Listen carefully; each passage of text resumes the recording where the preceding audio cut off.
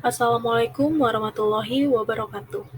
Perkenalkan, saya Zahra Arifin dengan NIM 211061147. Pada kesempatan kali ini, saya akan menjelaskan terkait peranan hukum terhadap tujuan pembangunan berkelanjutan.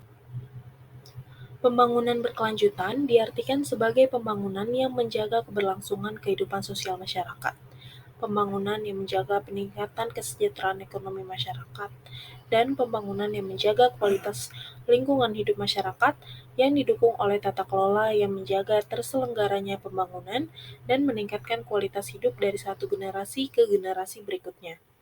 Pembangunan berkelanjutan adalah suatu proses pembangunan yang mengoptimalkan manfaat sumber daya alam dan sumber daya manusia dengan menyelaraskan sumber daya alam dan sumber daya manusia ini dalam pembangunan. Namun dalam praktiknya masih belum dipahami dengan baik, sehingga masih menunjukkan banyak kesimpang siuran pada tatanan kebijakan dan peraturan serta mempunyai banyak gejala dalam urutan pelaksanaan atau pelaksanaannya dengan memperhatikan dimensi lingkungan hidup. Manusia dan lingkungan hidup merupakan aspek kehidupan yang tidak dapat dipisahkan satu sama lain. Keduanya mempunyai hakikat esensial yang di dalamnya terdapat saling ketergantungan. Hal ini tentunya menjadi tanggung jawab pemerintah bersama pihak terkait untuk selalu menjaga kualitas hidup manusia di masa depan. Hukum lingkungan hidup merupakan salah satu instrumen dalam mewujudkan komitmen pelaksanaan pembangunan berkelanjutan. Penegakan hukum lingkungan hidup dilakukan agar berbagai kegiatan manusia yang bersinggungan dengan lingkungan hidup dapat menaati ketentuan peraturan perundang-undangan yang berlaku, baik dalam bentuk pencegahan maupun penegakan hukum. Tercantum dalam Pasal 33 Ayat 1 Undang-Undang Dasar 1945 menyatakan bahwa bumi, air, dan kekayaan alam yang terkandung di dalamnya dikuasai oleh negara dan dipergunakan sebesar-besarnya untuk kemakmuran rakyat.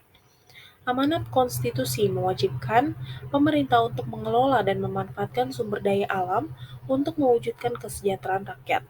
Maka wajar jika pemerintah melakukan berbagai pembangunan dan pembangunan di berbagai sektor kehidupan. Pembangunan ini bertujuan untuk meningkatkan kualitas hidup manusia, sehingga dapat terwujud kehidupan yang damai, aman, dan sejahtera. Namun dalam perkembangannya, berbagai pembangunan mengakibatkan pada kondisi lingkungan. Nah, jika hal ini terus berlanjut, maka lingkungan hidup di masa depan tidak akan lagi mampu untuk menahan berbagai dampak dari akibat pencemaran dan perusakan. Nah, pemerintah Indonesia nih telah menerbitkan Undang-Undang Nomor 32 Tahun 2009 tentang perlindungan dan pengelolaan lingkungan hidup sebagai instrumen hukum utama lingkungan hidup untuk melestarikan lingkungan hidup dan mewujudkan pembangunan berkelanjutan. Dalam Undang-Undang Nomor 32 Tahun 2009 tentang perlindungan dan pengelolaan lingkungan hidup yang menyatakan pembangunan berkelanjutan berwawasan lingkungan hidup adalah upaya sadar dan terencana yang memadukan aspek lingkungan hidup, sosial, dan ekonomi ke dalam strategi pembangunan untuk menjamin keutuhan lingkungan hidup sebagai serta keselamatan, kemampuan, kesejahteraan, dan kualitas hidup generasi sekarang dan masa depan.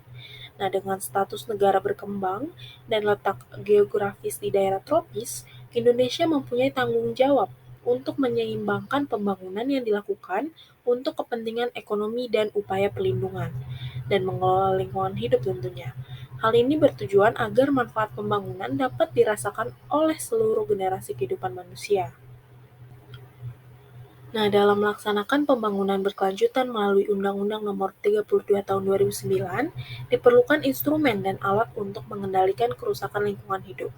Nah, instrumen dan alatnya itu yang pertama, tindakan yang bersifat preventif, seperti penyusunan rencana tata ruang, penyusunan dokumen AMDAL atau analisis dampak lingkungan, dan penyusunan UKL-UPL atau upaya pengelolaan lingkungan hidup dan upaya pemantauan lingkungan hidup. Nah, yang kedua itu ada tindakan preventif, seperti pemantauan baku mutu lingkungan hidup dan pelaksanaan program penilaian pemeringkatan perusahaan. Nah, yang ketiga itu ada tindakan proaktif, seperti sertifikasi ISO 14001 dan audit lingkungan hidup yang dilakukan sendiri. Nah, penegakan ketentuan hukum lingkungan hidup di atas harus dilakukan secara ketat dan menyeluruh, sebab UU Lingkungan Hidup merupakan proses terakhir dalam menetapkan perencanaan kebijakan lingkungan hidup setelah peraturan perundang-undangan, menetapkan standar, memberikan izin, dan melaksanakannya. Penegakan hukum lingkungan hidup juga harus dibarengi dengan sanksi yang tegas bagi pelaksana pembangunan yang terbukti melanggar ketentuan dalam pelestarian lingkungan hidup. Nah, kemudian kesimpulannya itu, pembangunan berkelanjutan merupakan suatu konsep yang besar, sehingga dalam pelaksanaannya memerlukan dukungan dan pengawasan yang komprehensif agar tujuan keseimbangan kepentingan ekonomi dan lingkungan hidup dapat terwujud.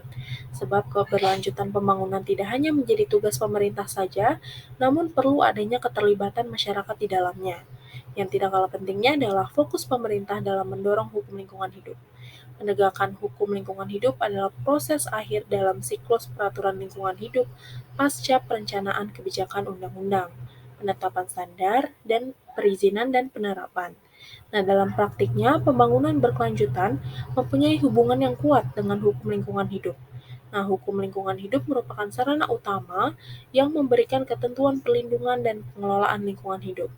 Nah, di Indonesia sendiri, perangkat hukum lingkungan hidup yang utama terdapat dalam Undang-Undang Nomor 32 Tahun 2009 tentang perlindungan dan pengelolaan lingkungan hidup. Nah, undang-undang ini tentunya juga menjadi landasan bagi pemerintah untuk melaksanakan kebijakan di bidang lingkungan hidup yang mencakup tindakan yang bersifat preventif dan proaktif. Sekian saja pada pembahasan kali ini, kurang lebihnya mohon maaf. Wassalamualaikum warahmatullahi wabarakatuh.